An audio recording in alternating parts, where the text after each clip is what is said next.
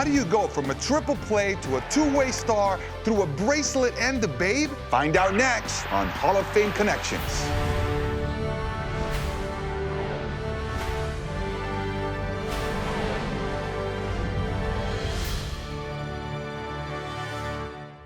More than 110 years have passed between an unconventional triple play and one of today's most electric players, Shohei Ohtani. 110 years is a long time, but I feel confident that we can find a few threads and perhaps even some jewelry that tie the story together.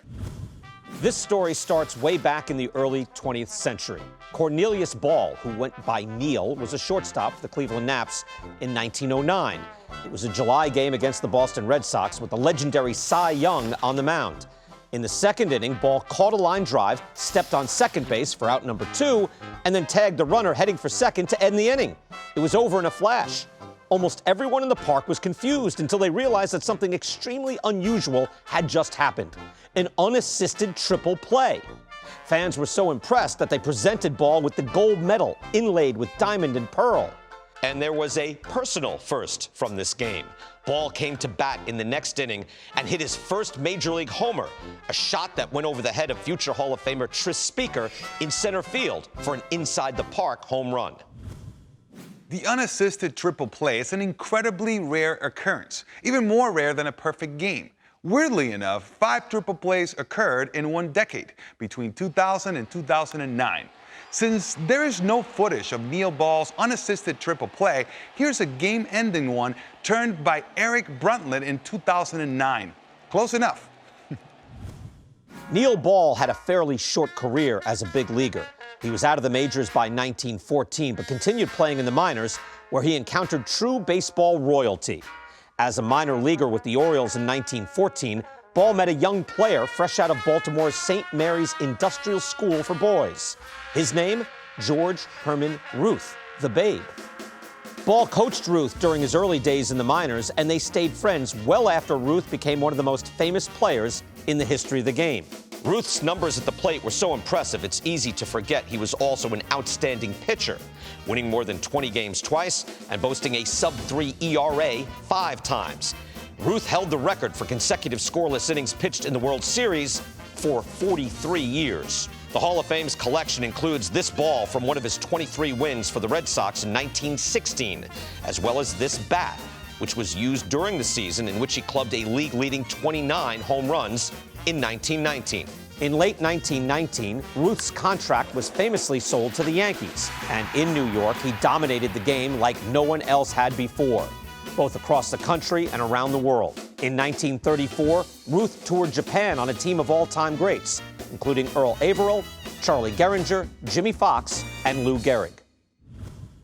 All of those legends are well represented at the Hall of Fame, including the Iron Horse. Among the many Lou Gehrig artifacts on display is this charm bracelet that he gifted his wife, Eleanor, for their 4th wedding anniversary.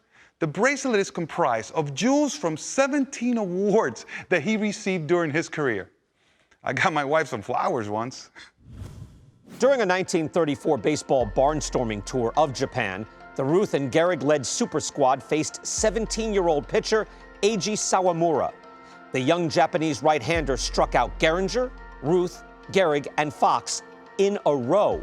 Sawamura became a hero in Japan. His influence could be felt through generations of players, like world home run record holder Sadaharu Oh and world base hit record holder Ichiro Suzuki.